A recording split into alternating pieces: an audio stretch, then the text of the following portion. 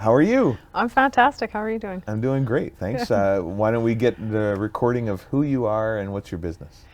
Well, my name is Bobbi Jo Matheson. I am a status entrepreneur. My roots come from Beaver First Nation up north, northern Alberta. I grew up in Grand Prairie, Alberta. I am a tattoo artist. I believe I'm going on 11 years, but it might be 12 now. I actually kind of fell into it. I wanted to be a lawyer, surprisingly. Nice. When I was younger, my entire childhood, I wanted to be a lawyer, and then I had a child really young, and it kind of just steered me in a different direction. So, yeah. So a tattoo, now I know you do more than just tattooing, so tell me about that. Tattooing, or what all the other things? Yeah, tell me about the whole Oh, okay. gamut of what Bobbi Jo is up to. Okay, so I started tattooing kind of as a fluke, but just like many of my family members, a lot of us are artistic, inherently artistic, different mediums. Mine was painting and drawing from a young age. The thing about tattooing is people that get into tattooing, they kind of already know that they can do it. Somewhere deep inside, I don't know, I've spoken to a lot of tattoo artists, and for me it was the same way. My brother was having a tattoo party where a tattoo artist comes to the house and they do tattoos in a different room. This fella came to his house and started tattooing various people for money, kind of on the side or whatever, and this was long time ago. I was really impressed with this particular artist because the way he was set up, he was very sterile, very clean. He wouldn't allow, children, dogs, drinking. He wasn't drinking. It was kind of went against the norm of what the stereotypical, I guess, house tattoos were at the time. Anyways, my brother loves me and I'm a big brat, so I said, well, hey, let me try that. And so the tattoo artist gave me the machine, let me try it. He was really impressed with me and called me a natural, gave me my first machine and told me where to order supplies. And wow. How old were you at this time? Oh, 33? No, 31. 30 okay. Or 31. So like yesterday? Yeah. Yeah. Pretty late, actually. Pretty late to start the game, for sure. But and so away I went. I started tattooing in my house. I did try to find an apprenticeship, just like everybody is supposed to, right? In the industry, you're supposed to find a traditional shop apprenticeship. I went to the shops in Grand Prairie, and unfortunately, just like many others, they're just very hard to find. Oftentimes, you need to know somebody in the shop. And so I couldn't, and with human nature the way it is, people are tenacious, and I didn't want to take no for an answer, just like anything else in my life. So I started tattooing on my own, and it was very, very difficult. It was hard because there wasn't the resources that are available now, such as YouTube and articles to read and other artists that are actually willing to help. So it was a tough go, and it was a long learning curve for me, but I learned and I did as much research as I possibly could, and I did it as responsibly as I could. I had a little basement tattoo shop set up. I was licensed, and I had a good following, and then it got really busy. The great thing about tattooing at home, unfortunately, there's always going to be a stigma. You could be great at home, but there's always going to be a stigma of being a house tattoo artist. Oh, you got that in somebody's basement, right? So, other than the fact that it was great being able to tattoo in my pajamas and then just go upstairs and go to bed, I just kind of it grew beyond what I wanted it to be, and so it got to the point where I didn't even know the people that were getting referred to me, and it was kind of getting a little bit uncomfortable having people know where I live and all that kind of stuff. So then I decided that, hey, it was time to possibly move out of my home, and I was thinking about renting just a small office space. And I went looking for them in Grand Prairie at that time, the spaces that were suitable. So for Alberta Health, you need non-carpeted floors and you need a sink in the room. The ones that were suitable refused to rent to a tattoo artist because it was more of a corporate type building. And then the ones that weren't suitable, that would rent to me, I couldn't use them. So we came across the space that I'm in now, and I was like, oh goodness, I mean, what do I go big or do I go home? And I'm like, well, I just came from home and I don't want to go back there. So I sat down with my family and I said, well, what do I do? What am I going to do? And so, yeah, Creative Inc. was born in 2015, and we've been going ever since. So we're starting our 8th year this April. In hindsight, that was the stupidest thing I've ever done in my life, because I didn't know at the time that that there was resources available to help me to start my business. I didn't know that you needed operating capital. I didn't know that I didn't know anything about being an entrepreneur, starting a business. I thought I did. Man, I was very naive. I started that business with a $12,000 bonus from my job that I was doing at the time. I was a territory manager for a large fuel retail company. So I ran that shop for the first 10 months, working 60 to 70 hours a week there, managing 13 retail stores, and then tattooing evenings and weekends. My family used to get angry with me because I would make them sit there with no customers day in, day out. But my experience, my previous retail experience in customer service, taught me that consistency was one of the keys to gaining and gaining clientele or dealing with the public. Yeah. And so it paid off because people started knowing where we were and trusting us, and we slowly built our clientele. My second artist came, Ryan, and he's been with me since then, and he's still with us. He's our top dog in our shop now. And then I started having vision and migraine problems about 4 years ago, and that was kind of devastating for me because at that time my ego kind of took a kick to the teeth because I realized that I was never going to be an international tattoo artist. And so that was kind of an identity crisis for me because I now then realized that I was gonna have to make some decisions about what my future was going to be, but I wanted to stay in the industry. So I figured, okay, well, what can I do to stay in the industry? So I then started, I just spent some time, reflecting on life and stuff, and then I realized that, then I started thinking about how hard it was when I started learning on my own, and then I started looking at what other countries were doing, and how the industry was trending towards with the whole resurgence of tattoos and the revitalization and the whole acceptance in the industry with workplaces. The U.S. Army now allows tattoos. You can't get discriminated with for tattoos and piercings. So this huge boom in the industry. And then I decided that, I would put my skill and my experience to good use, and I saw an opportunity for business as well, and that's how the tattoo school was born.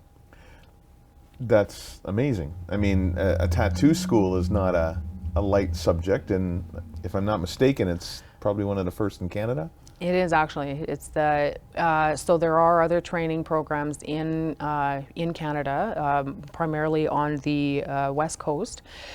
However, those ones are, for lack of a better term, I guess like a crash course because they're only about 3 to 5 days long. Mine is a 6-month certificate course, and it to get licensed by the province through advanced education is they told me is about 8 weeks.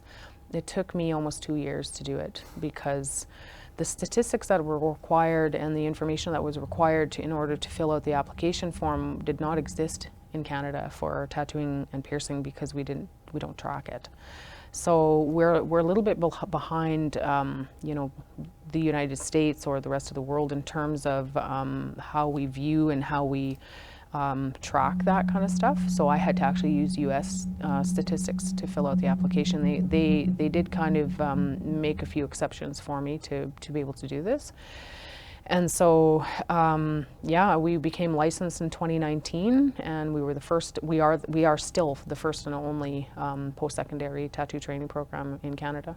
That's awesome. Yeah. So I would imagine that most people would probably, you get into tattooing and you're like, what's the least path to, or the least resistance path to do well and to make some money and make some things happen. And yet you almost went the other way. I mean, from the beginning, you said even from your home shop, you kept things clean, you tried to follow regulations, you made sure you were licensed, and then you pushed the government to build regulatory systems around this and actually create the first tattoo school in Canada. I mean, this is fantastic. What drove you to do it properly?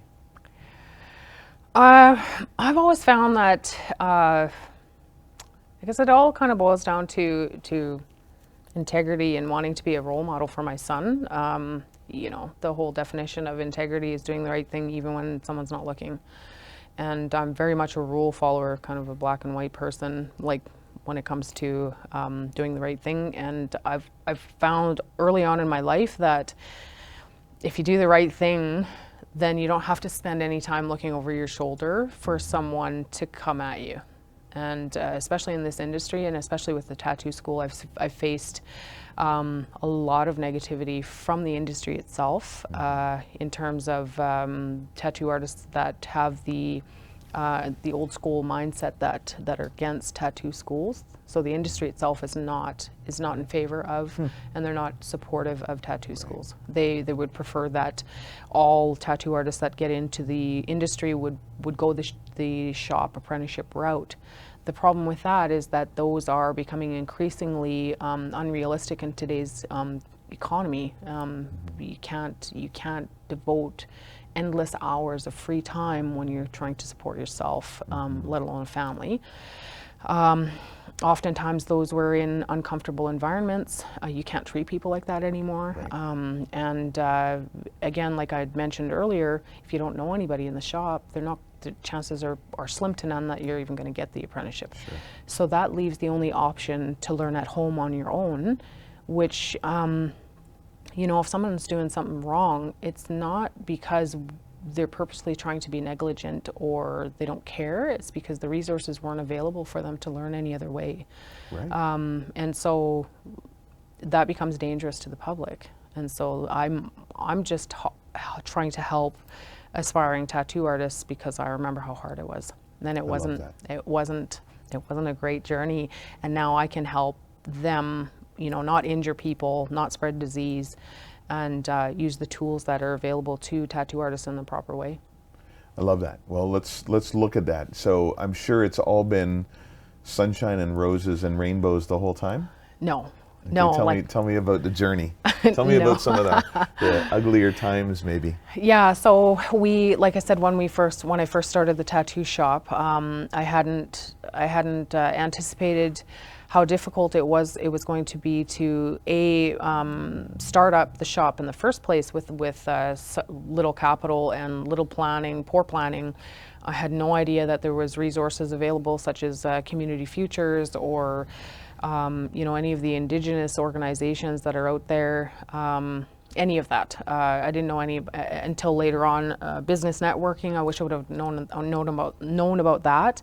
Nobody understands an entrepreneur or a small business or business owner like another business owner. And sure. You can talk until you're blue in the face to your friends, families, loved ones, but they kind of glaze over a little bit after a while because they absolutely cannot comprehend the weight on your shoulders, the fact that you don't leave it at work. It's in there all the time. And that weight is, it's so heavy sometimes, and sometimes, you know, I guess that's what I would have told my younger self if I would have known about it, is to reach out to groups like that, because then you can even just vent. You can vent. You can get business tips. You can talk about problems that you're having at that time. They can give you solutions or experiences that they've went through and how they handled it. And having the variety of different businesses too. Sometimes you can have an accountant in your group, or you can have a legal professional, or whatever, marketing professionals, like the group that I'm in now. I mean, it's invaluable information. But some days, you know, you just you don't realize that when you get into business, it's discouraging sometimes, because nobody shares that burden but you at the end of the day, and nobody, it's You're but the only one responsible. absolutely, you're the only one responsible. And some days it's, like I said, some days you want to burn down the building, but you can't. You can't, because you're probably in there working still. Right. It's true. Yeah. So in those moments, I mean, one is obviously going and talking to people, but tell me a little bit about how you wrestle with that psychologically on your own time. Like you've got this weight on your shoulders, and I agree. I mean, I've been there and understand that, and dealt with massive loads of debt, and investors and pains in the rear end that you're working with or whatever. But tell me a little bit more about your psychology. How do you handle that when it's going on, and how do you talk your way out of it? What do you do to kind of encourage and inspire yourself? That kind of thing. For me, I feel like it's best to stay busy. Stay busy. Stay busy, but then also know when to walk away for the day, if that makes sense. So like devote a certain amount of time during the day to that, but then know that there has to be an end time in the day.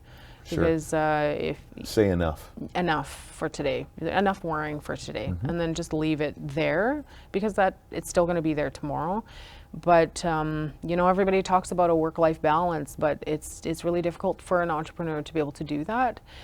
But it's incredibly important that you try to have some kind of balance like that, and some like a kind segregation of between life and business. Absolutely. You need to be able to shut it off, and if you don't shut it off and devote some kind of time to home life, and then but it's hard. It's one of the hardest things that you'll ever have to do, I believe, for me anyways, is to be able to walk away from that, because it's this nagging thing that you got to deal with that, but it's still going to be there. It's still going to be there tomorrow. And you owe it to yourself, you owe it to your family, you owe it to your health, you owe it to everything after that, whatever time that is, 6, 7, 8, whatever. You still owe other parts of your life some devotion to. So once I started learning that, because I was doing 18-hour days too, and it can make you sick. So I think that and just staying positive, taking bite-sized pieces. It's never a bad idea to look at the whole picture, but then stepping back from that whole picture and then managing it in bite-sized pieces. That whole picture is like the goal, or the I guess the larger scene, I guess, but you still got to take the roadblocks away, if that makes sense.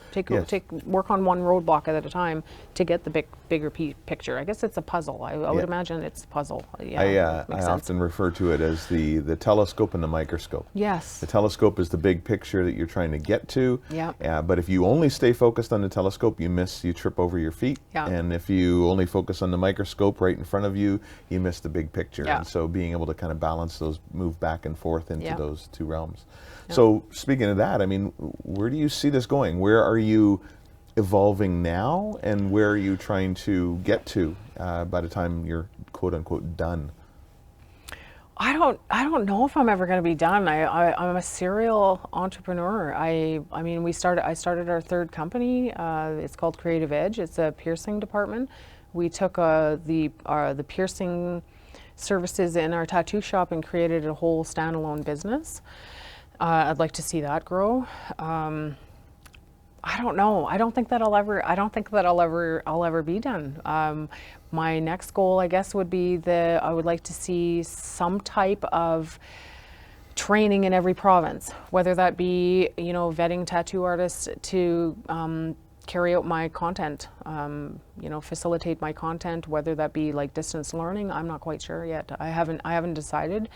Right now, though, I did put the brakes on new projects and kind of just focusing on what we're doing right now. But we're in the process of updating our website to be a little bit more user friendly. But other than that, I mean, like I'm working on our piercing program to get that licensed. Nice. So I actually, Great. no, I just lied. I'm not actually, I didn't put the brakes on anything.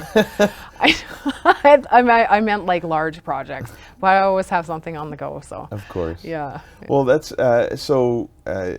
you're a single mom, right? And you're Indigenous. Yep. And how would you create excitement for those coming up in this space?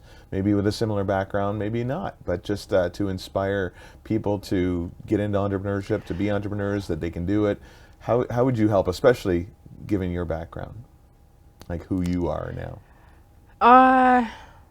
You know, I think that there's a lot of fear associated with when people, and this is coming from just talking to, you know, Indigenous people in my circles and my own family and my own friends and stuff, and I feel like they think that it's a lot more work than it actually is, right? And granted, it is a lot of work to anybody can start a business. This is what I feel like. This is my own opinion, but I feel like anybody can start a business. The work is, and the headache and the struggle and the is keeping it going, right? So you can start a business, but it's the real challenge is keeping it going. I was very fortunate to have a really strong support system. So I have my mom, I have my daughter-in-law, I have my son, I have various cousins that like to come and go, you know, whenever they want or whatever. But like have had a very strong support system. I wouldn't be here without that. But the really cool thing about being an entrepreneur is, you know, it's the freedom to be able to, you know, see something, your vision.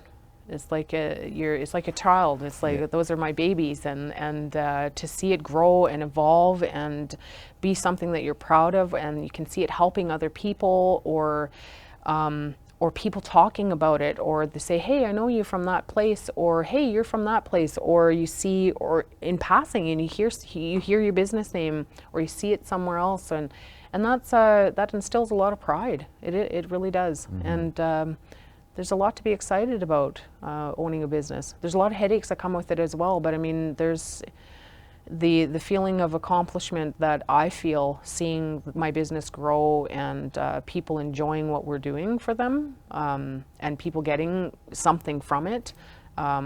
It's a great satisfaction from it. That's great. Yeah. I love it. I mean, being Indigenous, has that caused challenges for you along the way? Like, actually, I'm more probably interested in the mindset more than anything. Some of the Indigenous folks that I've worked with in the past, they often have talked a lot about even their own suppressive tendencies to getting out there and trying something different. How would you talk about that? Well, when I first started this business, so I named it Creative, so CREE, 8IV, and you know, I was a little bit nervous about naming it such an Indigenous name, and because I had faced so much negativity growing up. Me and my brother were bullied when we were younger, and I was kind of nervous about it, that it was going to fail primarily because of racism, right? And then I decided, like, you know what? I can't help that. I can't help that if somebody doesn't want to come to my business because of the business name. And really, do I want those people anyway? Great point. Right? Love that. Yeah. And so, and then I thought, well, you know what? Then I was nervous about the business community itself. And you know, the being in those business networking situations and having to deal with like people like the Chamber of Commerce and you know, all of those different organizations that were out there in the business community, and I'm like, well, are they going to accept me? Because not even just the fact that I was a tattoo shop, but because I was an Indigenous and I was a female and I was this and that. And you know what? Surprisingly, people don't care. They don't care that you're Indigenous, and that's what I've found is really the public and business organizations. They just care that whether or not you're operating your business properly, that you're operating it with integrity, that you're offering a quality service, that you're following the rules, really the rules in terms of like treating people properly, and you're doing, you know, you're offering a quality product or service, and that you're not being bad to people, I guess, if that makes sense. And they don't care that you're Indigenous. I love that. And I was really surprised and so relieved to find out that nobody cared that. And I've actually gotten so much positive feedback because I've heard like, man, that's a really neat name.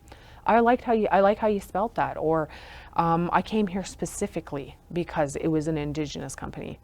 And when I was driving by, I saw that. You know what I mean? So it's nice to see that that we were an inspiration. Excuse me, being such a public Indigenous company.